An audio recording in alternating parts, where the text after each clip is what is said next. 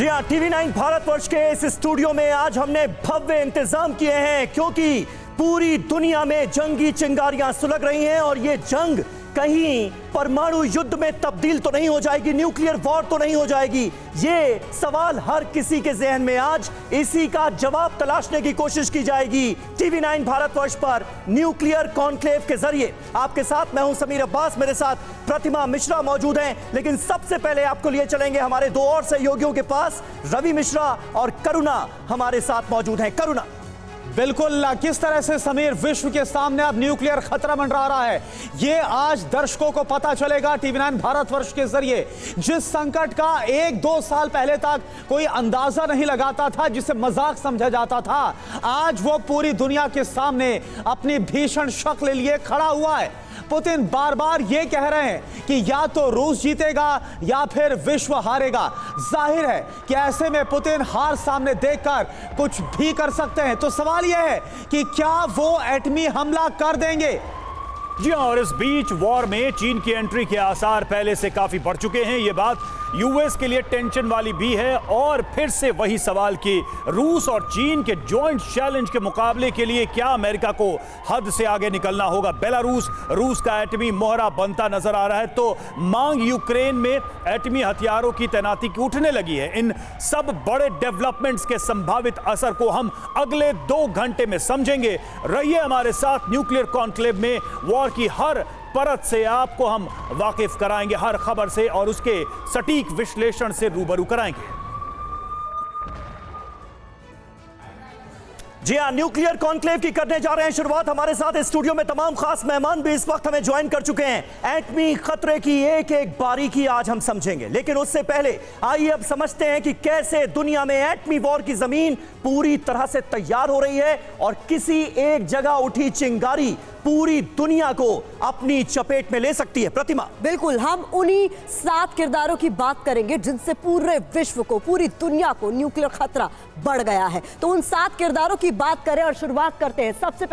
सबसे पहले किरदार की बात हम करने जा रहे हैं। देखिए, सबसे पहला किरदार कौन है? रशिया, जो इस वक्त खुद को यूक्रेन के साथ जंग में झोंके हुए है। मैं इस तरफ आ जाती हूँ समीर, और सबसे पहले इसी की बात कर लेते हैं। देखिए, एटमी टकराव की स्थिति क्यों बन रही है? हार की आशंका में पुतिन कभी भी एटमी ऑप्शन आजमा सकते हैं, और हमने देखा किस तरीके से स्टार्ट समझौते से उन्होंने खुद को अलग कर लिया। बिल्कुल सही बात है। और दूसरा सबसे बड़ा किरदार, बहुत सारे एक्सपर्ट्स, दुनिया के तमाम एक्सपर्ट्स ये मानते हैं कि दरअसल यही है जिम्मेदार इस जंग के हालात के लिए, मौजूदा स्थिति के लिए। वो देश कौन सा है? अमेरिका। यूरोप में बढ़ती अमेरिकी तैनाती से रूस से एटमी टकराव की आशंका बढ़ती हुई जा रही है और अमेरिका उसके लिए जिम्मेदार माना जा रहा है। और प्रतिमा, अमेरिका सबसे बड़ा किरदार है अगर यह कहा जाए तो शायद गलत ना हो। और एक ऐसा देश जो चिंगारी को बार बार भड़काता है, किसी भी सैंक्शन पर उसका असर नहीं होता है, वो है नॉर्थ कोरिया। लेकिन इसमें हम दोनों की बात करें, साउथ कोरिया की भी और नॉर्थ कोरिया की भी। किम का एटमी अग्रेशन और इलाके में अमेरिका वॉरशिप बड़े एटमी खतरे की घंटी है। साउथ कोरिया में अमेरिकी वॉरशिप की तैनाती और नॉर्थ कोरिया के तमाम सैंक्शन जो उस पर यूएन लगा रहा है, उसके बावजूद तमाम न्यूक्लियर परीक्षण, ये भी कहीं ना कहीं एटमी टकराव की स्थिति पैदा कर रहा है। और इस रीजन में तनाव बढ़ता हुआ हम देख रहे हैं क्योंकि साउथ कोरिया के साथ है अमेरिका, और साउथ कोरिया और नॉर्थ कोरिया में कैसे 36 का आंकड़ा है, जानी दुश्मनी है, ये हम सब जानते हैं। करुणा, इसके अलावा भी और कई अहम किरदार हैं जिन पर आज इस कॉन्क्लेव के दौरान हमारी नजर होगी और एक एक सवालों का जवाब हम तलाशने की कोशिश करेंगे अपने एक्सपर्ट्स के जरिए। करुणा, बिल्कुल समीर, तमाम किरदार इस वक्त हम तलाश रहे हैं, आपको बता रहे हैं। और अब देखिए एक बड़ी खबर इसी न्यूक्लियर तबाही को लेकर। बेलारूस में एटमी हथियार की तैनाती पर किस तरह से जर्मनी बिफर पड़ा है। जर्मनी ने पुतिन के फैसले को बताया है गैर जिम्मेदार। पुतिन का फैसला युद्ध को भड़काने वाला है। सबसे पहले TV9 भारतवर्ष नहीं दिखाया था कैसे बेलारूस में अब पुतिन करने वाले एटमी तैनाती। यूक्रेन ने भी पुतिन के फैसले पर गंभीर आपत्ति जताई, लेकिन अब जर्मनी की तरफ से भी इस पर कड़ी प्रतिक्रिया सामने आ गई। बेहद ही गंभीर और विध्वंसक परिणाम होंगे जो फैसला व्लादिमीर पुतिन ने बेलारूस में अपने जिगरी की जमीन पर एटमी वेपन की तैनाती को लेकर किया है।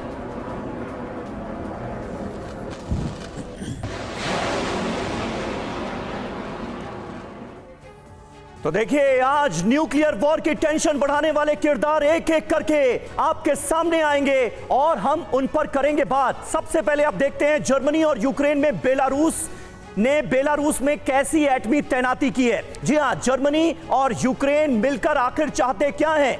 एटमी तैनाती की कोशिशों पर और क्या कुछ कहा गया है, सबसे पहले आपको अब यह बताते हैं। बेलारूस में एटमी सेंटर, पुतिन पर आग बबूला जर्मनी। जी हां, जर्मन विदेश मंत्रालय के प्रवक्ता का बयान सामने आया है। बेलारूस में एटमी हथियारों की तैनाती गैर जिम्मेदाराना और युद्ध को भड़काने वाला फैसला है, यानी बोला गया है पुतिन के फैसले पर जोरदार हमला। इसके अलावा कहा गया, हमें लगता है कि ये पुतिन की एक और न्यूक्लियर धमकी है, बार बार धमकाते हैं इसी तरीके से। बिल्कुल, ये रूस की ओर से पश्चिम को सीधी चुनौती है, सीधा चैलेंज है, ये कहा गया है। और यूक्रेन का आरोप है एटमी हथियारों की तैनाती की बात कर बेलारूस को अस्थिर कर रहा है रशिया। बिल्कुल, तो देखिए तनाव बढ़ता हुआ हम देख रहे हैं। यूक्रेन का आरोप यह भी है कि अपने छोटे पड़ोसी को एटमी बंधक बनाने की कोशिश में है रशिया। ताबड़तोड़ तरीके से अटैक नजर आ रहा है हमें सीधे तौर पर। तमाम अहम सवाल इस वक्त हर किसी के जहन में होंगे कि आखिर होने क्या वाला है। हमारे साथ कुछ खास मेहमानों का पैनल मौजूद है, उनसे आपका तारुफ करा दें। लेफ्टिनेंट जनरल वीके चतुर्वेदी साहब हमारे साथ मौजूद हैं, बहुत स्वागत है सर आपका। डॉक्टर पीके घोष साहब हमारे साथ मौजूद हैं। मुकेश कौशिक हमारे साथ मौजूद हैं, फॉरेन एक्सपर्ट। और डॉक्टर सुमित कुमार झा हमारे साथ मौजूद हैं, फॉरेन एक्सपर्ट के तौर पर। और आज क्योंकि न्यूक्लियर वॉर की बात हम करने जा रहे हैं, तो न्यूक्लियर एक्सपर्ट भी हमारे पैनल का हिस्सा हैं। लेकिन सबसे पहले चतुर्वेदी जी, मैं आपके पास आऊंगा। ये जो जंगी तैयारियां नजर आ रही हैं पूरी दुनिया में, ये जो युद्ध की चिंगारियां सुलगती हुई नजर आ रही हैं, क्या वाकई अब हम उस मुहाने पर पहुंच गए हैं कि न्यूक्लियर वॉर का भी खतरा है? किसी भी वक्त ये दुखद खबर, ये चौंकाने वाली खबर, सनसनीखेज खबर भी हमारे सामने आ सकती है। समीर, आपने बहुत अच्छी एनालिसिस की है, लेकिन एज ए मिलिट्री मैन मैं जितना अपने कन्विक्शन के साथ कह सकता हूं कि अभी न्यूक्लियर अटैक की जो संभावना है वो इतनी ज़्यादा नहीं है, लेकिन ये डेटरेंस का जो एक एस्केलेटरी लेडर है वो ज़रूर आगे बढ़ गया है। जैसे बेलारूस में अगर उन्होंने डिप्लॉय की हैं अपनी न्यूक्लियर मिसाइल्स, तो ये डेटरेंस लेवल में ऊपर गए हैं।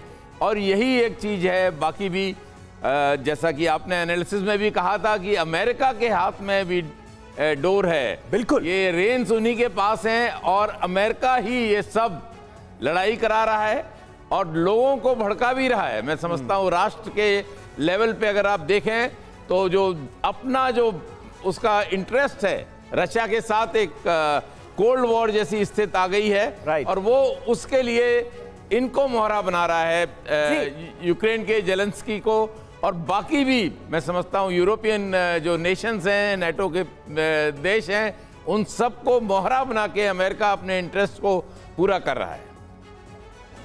ठीक है जी, एक और बड़ी खबर का पहले हम रुख कर लेते, फिर मेहमानों का रुख करेंगे। अवदीपका में यूक्रेनियों ने पुतिन का पुतला लटकाया है, ये बड़ी खबर सामने आ रही है। पुतिन के पुतले पर फायरिंग करता दिखा यूक्रेनी जवान। तो देखिए किस तरीके से यहाँ पर रोष नजर आ रहा है। ये तस्वीरें आप देखिए पहले, पुतिन का पुतला किस तरीके से अवदीपका में लटकाया गया और उस पर एक यूक्रेनी फौजी किस तरीके से कर रहा है फायरिंग, ये तस्वीरें भी सामने आ रही हैं।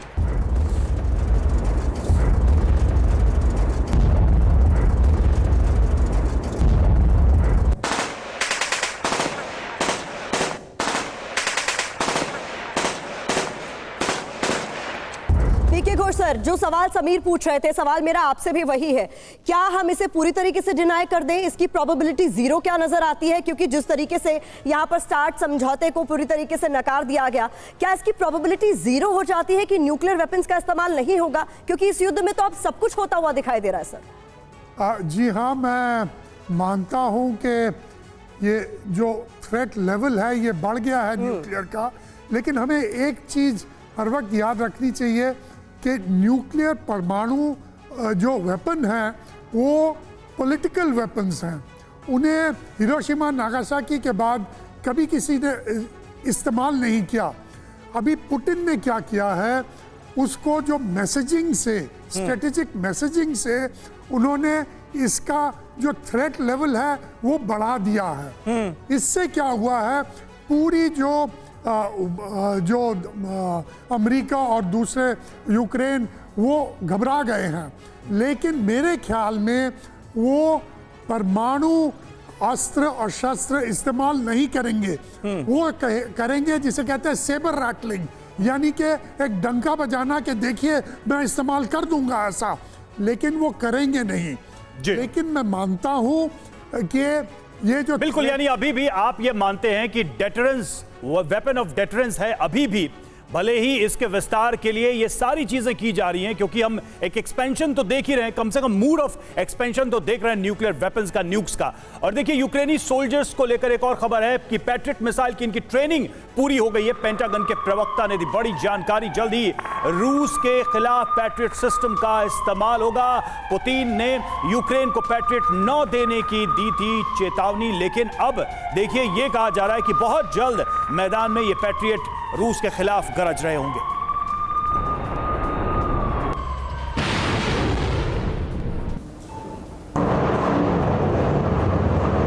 तो अब यह तय हो गया है कि वॉर में अमेरिकी घातक मिसाइल सिस्टम पैट्रियट की एंट्री होने वाली है। आइए इस खबर से जुड़ी डिटेल समझते हैं, जरा इसको भी विस्तार से देखते हैं क्या है ये पूरा मामला। तो वॉर जोन में पैट्रियट की एंट्री 65 यूक्रेनी सैनिकों को दी गई है पैट्रियट की एंट्री, और अमेरिका के ओक्लाहोमा में इनको ट्रेनिंग दी गई। ट्रेनिंग लेने के बाद ये यूक्रेनी सैनिक यूरोप लौटे। दिसंबर में यूएस ने किया था पैट्रियट सिस्टम देने का वादा। पैट्रियट कीव का सबसे दमदार एयर डिफेंस वेपन होगा और इसकी ट्रेनिंग भी यूक्रेन के जितने भी सैनिक हैं उनको दी गई। सुमित जी, एस्केलेशन के लिए कुछ बचा भी है क्या? मतलब रूस ने जितनी डेडलाइंस बनाई 1 बाय 1 वो सब क्रॉस हुआ। जो चेतावनी पुतिन देते रहे वो सब क्रॉस होता जा रहा, और अब देखिए पैट्रियट को लेकर भी जो चेतावनी दी उसका नतीजा क्या है कि अब पैट्रियट मैदान में उतरने को तैयार है। निश्चित रूप से मैं आपके बात से पूर्णतः सहमत हूँ। देखिए, दो बातें स्पष्ट है। अब यही कारण है कि अगर एक के बाद एक जो लक्ष्मण रेखा है उसको जब यूनाइटेड स्टेट्स और नाटो मेंबर्स उसको लांघता है, तब रूस ये कहता है कि हम परमाणु हथियार भी इस्तेमाल कर सकते हैं युद्ध में, अगर ऐसी स्थिति बनती है तो। अभी बेलारूस के में जब वो ये कह रहे हैं, रूस राष्ट्रपति पुतिन ये जब कह रहे हैं कि हम वहाँ पर न्यूक्लियर हथियार जो वहाँ पर डिप्लॉय करेंगे, टैक्टिकल वेपन जो न्यूक्लियर वेपन, तो इसी का एक पृष्ठभूमि है जो कि रूस इसको तैयार किया है। अब इसमें सबसे बड़ी बात देखिए, जो अगर आज हम ये बात कर रहे हैं कि क्या परमाणु युद्ध होगा और उसका नेचर क्या होगा, तो इसके परिप्रेक्ष्य में जो इमीडिएट एक सबसे बड़ा कारण है वो ये है कि यूके ने कहा कि हम डिप्लीटेड यूरेनियम आपको देंगे, यूक्रेन को देंगे, और उसके बाद से ये स्थिति ऐसी बनती चली जा रही है कि न्यूक्लियर वार होने की स्थिति बड़ी संभावित देख रही है। वैसे मैं पूर्ण इस बात से सहमत हूँ बाकी दो पैनलिस्ट के, आने वाले समय में इमीडिएट फ्यूचर में ऐसा नहीं दिख रहा है, लेकिन अब इस बात से इनकार भी नहीं कर सकते हैं, क्योंकि जब रूस के राष्ट्राध्यक्ष इस बात की तरफ बार बार कह रहे हैं, और ये याद रखिए ये पहली बार नहीं हुआ है, जब से युद्ध शुरू हुआ है तब से वो लगातार इस बात की तरफ इंगित लगातार कह रहे हैं, और ये भी कह रहे हैं कि मेरे बयानों को गंभीरता से लिया जाए, हल्के में ना लिया जाए। और बार बार, मतलब अगर नंबर 1 की बात कर लीजिए, नंबर 2 की बात कर लीजिए, नंबर 3 की बात कर लीजिए, बयानों का जो सिलसिला है वो लगातार जारी है, और एक से बयान नजर आ रहे हैं। जहां तक परमाणु युद्ध का सवाल है उससे लेकर दिए गए बयानों का सवाल है।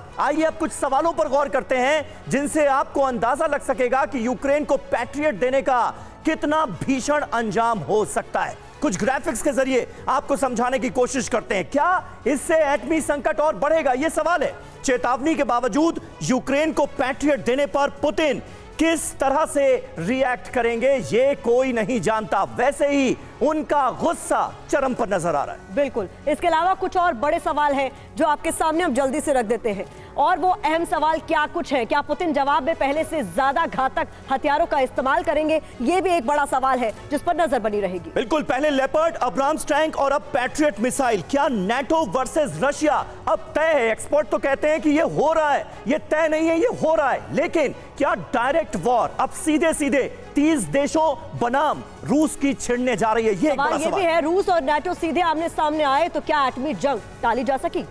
बिल्कुल, तो इन तमाम अहम सवालों पर हम गौर करेंगे। मुकेश कौशिक जी हमारे साथ इस वक्त मौजूद हैं। मुकेश जी, यहां पर बात यह भी तो है, अगर बेलारूस में रूस की तरफ से तैनाती की जाती है तो उस पर वेस्टर्न कंट्रीज, नाटो कंट्रीज सवाल उठाते हैं, जबकि अमेरिका अपनी गिरेबान में झांक कर देखने के लिए तैयार नहीं।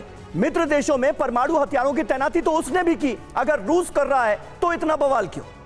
देखिए, मुझे लगता है कि सैन्य एक्सपर्ट हैं जनरल चतुर्वेदी, उन्होंने कहा कि ये सिर्फ डेटरेंट है। परमाणु एक्सपर्ट ने भी कहा, लेकिन मुझे लगता है कि ये जब तक यूक्रेन और रूस युद्ध छिड़ रहा है उसके दौरान परमाणु हथियारों का इस्तेमाल होना का खतरा हमेशा बना हुआ है। ये चिंगारी है जो आपके सामने है, हथियार उनके पास हैं, तो उनको रोकता कौन है? और परमाणु हथियारों का इस्तेमाल किया नहीं जाता, ये हो जाता है। इसको हम लोग स्ट्रैटेजिक मिसकैलकुलेशन बोलते हैं। अगर पुतिन को किसी मौके पर यह लगा कि अब मैं पूरी तरह से हारने वाला हूँ, घिर जाता हूँ, तो ये युद्ध उनको हारना नहीं है। और यदि वो इसको जीतना चाहते हैं तो उसके लिए वो किसी भी हथियार का इस्तेमाल कर सकते हैं जो उनके जखीरे में है। और इसकी संभावनाएं, इसकी आशंकाएं पूरी दुनिया को नज़र आ रही हैं। इसी वजह से तो 21 और 19 से 21 मई को हिरोशिमा में G7 की बैठक होने वाली है, जो पूरी तरह से इस बात पर केंद्रित होगी कि किसी तरह से भी परमाणु हथियारों का इस्तेमाल ना हो पाए, ताकि पूरी धरती को विनाश से हम बचा सकें। ये बड़ी बात आप कह रहे हैं कि चिंगारी है, ऐसे में न्यूक्लियर वॉर की आशंकाओं से पूरी तरीके से इनकार नहीं किया जा सकता। अमेरिका और पश्चिमी देशों के लिए खतरे की घंटी बज गई है।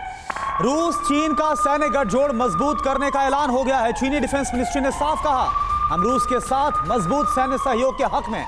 चीन ने दोनों देशों की एकजुटता को बताया विश्व शांति के लिए बहुत जरूरी।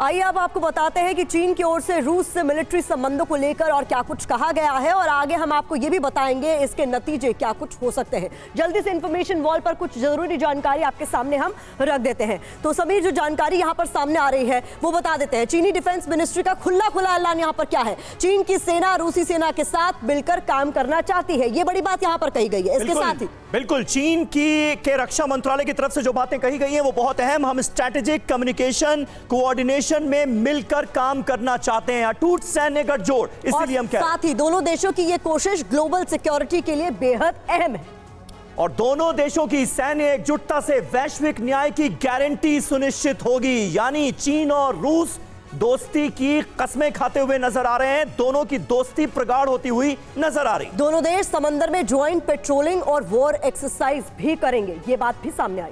और वहीं जिनपिंग के मॉस्को दौरे के बाद दोनों देशों की सैन्य डील पर यह सबसे बड़ा बयान है जो खुलकर दिया गया है। यानी अपनी दोस्ती का पूरी दुनिया के सामने ऐलान कर दिया है। आने वाले वक्त में यह दोस्ती बरकरार रहेगी, इसके पूरे आसार नजर आ रहे हैं। करुणा बिल्कुल, और देखिए यह भी समझना होगा समीर और प्रतिमा कि दो बेहद शक्तिशाली एटमी ताकत वाले देशों में अगर मजबूत सैन्य गठजोड़ होता है तो क्या कुछ असर होगा, आइए इसको समझना बहुत जरूरी है। ग्राफिक्स के जरिए आपको फटाफट समझाते हैं। रूस प्लस चाइना, देखिए क्या इक्वेशन बढ़ रहा है, बढ़ेगा एटमी खतरा, पुतिन का हौसला बढ़ेगा, खतरनाक एटमी हथियार जो है वो बढ़ते हुए नजर आएंगे। अमेरिका यूरोप वर्सेस रूस चीन के बीच एटमी होल्ड लग सकती है। एक ही हम देखें कैसे ये जो रेस है वो चालू हो जाएगी। विश्व दो ध्रुवों के बीच बढ़ जाएगा और तनाव इससे और ज्यादा बढ़ेगा।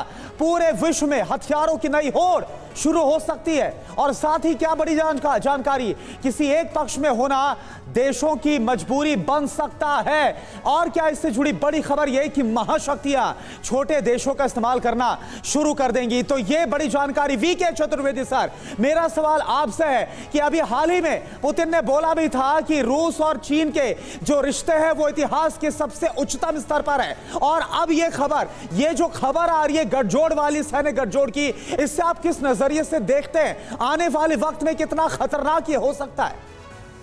ये एक एज ए नेशनल स्ट्रेटजी के तौर पर ये दोनों देश अपने आपस में पास आ रहे हैं, चीन और रूस।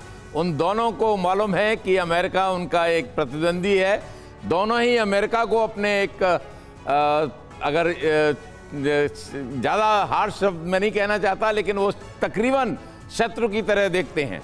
और इसमें अगर आप देखें तो यही उनका कारण है दोनों का पास आना।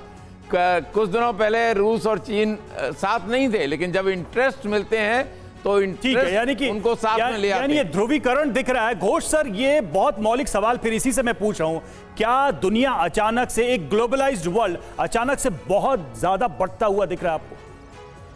जी हाँ, देखिए एक बड़ा दरार आ गया है, और इसमें रूस, चीन और एक तरफ है अमेरिका, और जो एलाइज हैं वो एक तरफ हैं।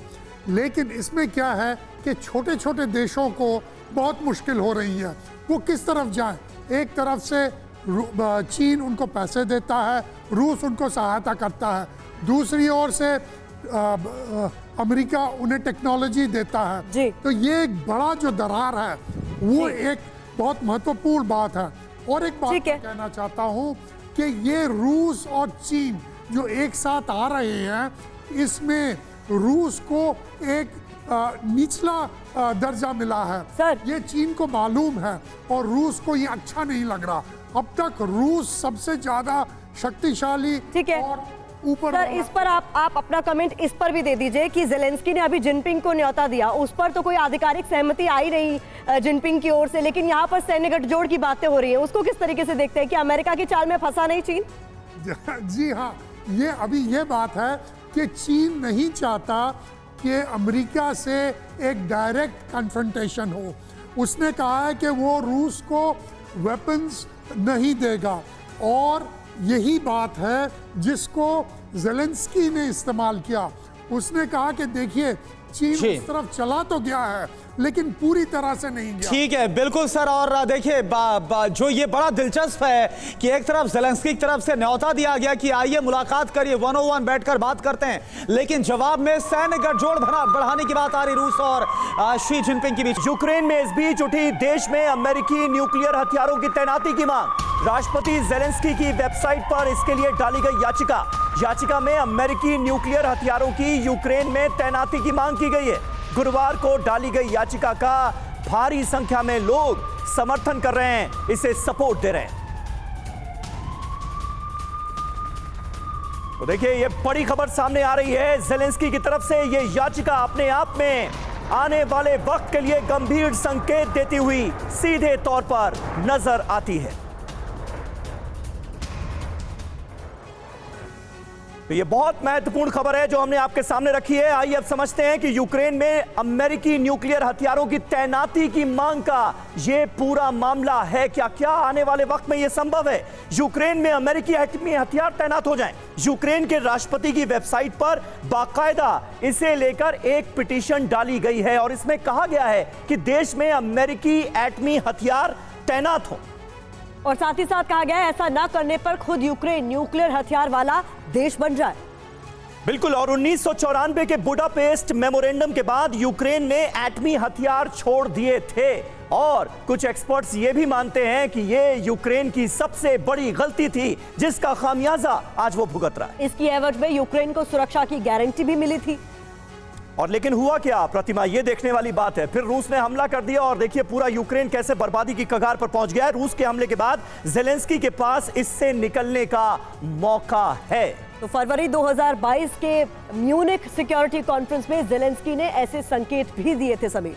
बिल्कुल। और याचिका पर एक्शन के लिए 90 दिन के भीतर 25,000 लोगों का समर्थन जरूरी है और इस वक्त जो हमें जानकारी मिल रही है भारी संख्या में लोग इस पिटीशन का समर्थन कर रहे हैं। सुमित झा, किस तरह से आप इस पूरे डेवलपमेंट को देखते हैं? और मैं एक बार फिर उसी तरफ आना चाहूंगा जिसका जिक्र थोड़ी देर पहले मैंने किया। क्या वाकई यूक्रेन के लिए परमाणु हथियारों को सौंपना सुरक्षा की गारंटी के बाद यह सबसे विनाशक फैसला साबित हुआ जिसका अंजाम आज ये मुल्क भुगत रहा है? नहीं, मैं नहीं मानता हूं ऐसा। मेरा अलग दृष्टिकोण है। नहीं, यूक्रेन के पास आज अगर परमाणु हथियार होते तो क्या रूस ये हिम्मत करता कि उस पर हमला करे, इतनी बर्बादी करे? मान लेता हूं आपकी बात थोड़ी देर के लिए, नहीं हमला करता। लेकिन ये देखिए कि रूस ने ये नहीं कहा था कि तुम परमाणु हथियार मुझे दे दो और मैं 2021 में 22 में तुम पे हमला कर दूंगा। ऐसा नहीं कहा था यूक्रेन को रूस ने। आखिर इस परिस्थिति में जिसमें आज यूक्रेन है कैसे पहुंचा? रूस के वजह से पहुंचा है या अपने वजह से पहुंचा है? नहीं, लेकिन सुमित जी जो ट्रीटी थी जिसमें न्यूक्लियर जितने वेपन्स थे यूक्रेन के पास सौंपने थे, उसमें रूस गारंटर था, खुद गारंटर था यूक्रेन की टोटल सिक्योरिटी का, और आज खुद वो एग्रेसर है, खुद हमलावर है। वही बात मैं कह रहा हूं कि रूस ने उस एग्रीमेंट में ये कहा था कि हम आप पे हमला नहीं करेंगे, आप पे आक्रमण नहीं करेंगे, हम आपको इस बात की सुरक्षा की गारंटी देती हैं। उसके ही नहीं,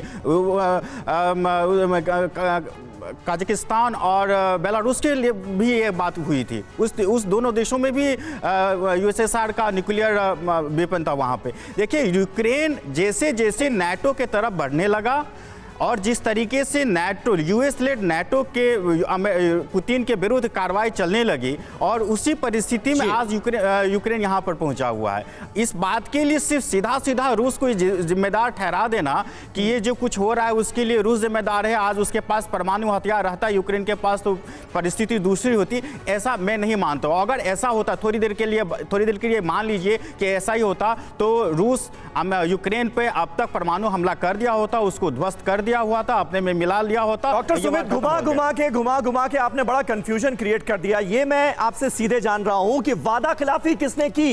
ये तो मानेंगे ना कि वादा खिलाफी रूस ने की, अटैक रूस ने किया। नहीं, मैं भरोसे की गारंटी के बाद भी कि हमला नहीं होगा। इसमें दोनों बातें हैं। अगर वादा खिलाफी रूस की तरफ से आप देखते हैं तो उसकी जिम्मेदारी यूक्रेन को भी उसको ठहराई जिम्मेदार कि यूक्रेन ऐसा क्यों किया कि वो NATO के तरफ मिलने के लिए चला गया।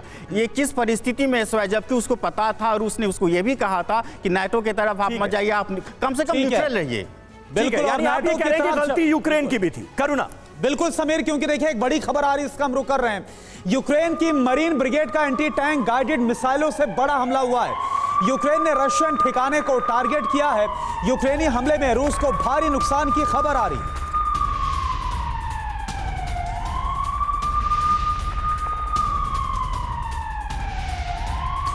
तो आप देखिए ये बड़ी खबर, इस वक्त यूक्रेनी हमले में रूस को किस तरह से बड़ा नुकसान हुआ है इसकी तस्वीर हम आपको दिखा रहे हैं। यूक्रेनी मरीन ब्रिगेड ने एंटी टैंक मिसाइलों से रूस के ठिकानों पर हमला किया है। और आपको बता दें कि डोनेट्स्क इलाके की अगर बात की जाए, खास तौर पर बाखमुट और इसके बाद अव्दिवका और मरिंका, ये वो पूरी लाइन है, ये वो पूरा इलाका है जहां पर इस वक्त युद्ध अपने चरम पर नजर आ रहा है और लगातार वहां से विध्वंस की तस्वीरें हमें देखने को मिल रही हैं।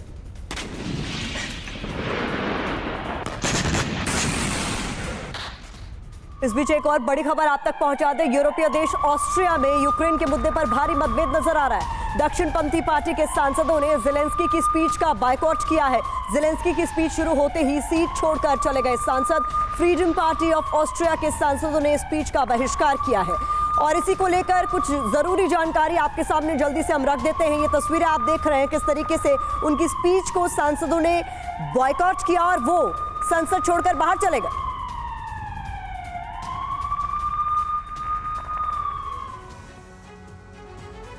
तो आइए देखते हैं जेलेंस्की की स्पीच को लेकर ऑस्ट्रियाई सदन में क्या कुछ हुआ और फिर इस पूरे घटनाक्रम पर अपने एक्सपर्ट्स की राय भी जानेंगे। जल्दी से आपको बता देते हैं, ऑस्ट्रियाई सदन में जेलेंस्की के वर्चुअल भाषण का बॉयकॉट हुआ और यहाँ पर क्या कुछ हुआ। जैसे ही भाषण शुरू हुआ, फ्रीडम पार्टी ऑफ ऑस्ट्रिया के सांसद जो है वो सदन छोड़कर चले गए। बिल्कुल, और क्या आरोप लगाया गया इनकी तरफ से? आरोप यह लगाया गया कि यूक्रेन की वजह से देश की न्यूट्रलिटी भंग हो रही है, निष्पक्षता जा रही है। सांसदों ने स्लोगन दिया, न्यूट्रलिटी को हां, युद्ध उन्माद को ना।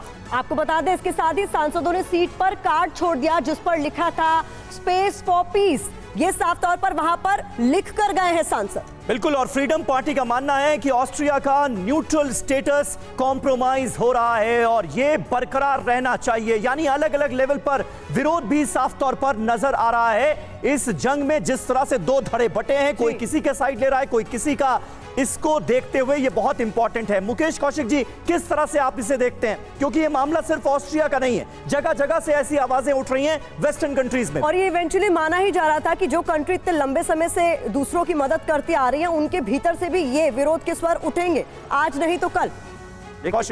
ये बहुत बड़ी खामोश शांति थी यूक्रेन की, जब तक वहाँ का नेतृत्व ये मानता था कि रूस से झगड़ा करके उसको कुछ नहीं मिलेगा बल्कि तबाह हो जाएगा, तब तक ये शांति बनी रही।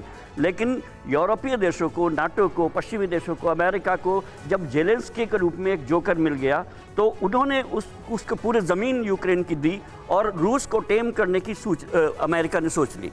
ये जेलेंस्की अगर उनके पास न होते तो शायद ये युद्ध न होता। जहां तक रूस और चीन की दोस्ती का सवाल है, मैं इस पर एक छोटी सी चाइनीज का, एक साल से ज्यादा हो गए भले ही वेस्टर्न कंट्रीज की मदद से, लेकिन रूस जैसे ताकतवर मुल्क का सामना जेलेंस्की कर रहे हैं। अभी भी आप उनके लिए एक लफ्ज का इस्तेमाल कर रहे हैं, जोकर। बिल्कुल, क्योंकि वो खुद नहीं लड़ रहे हैं,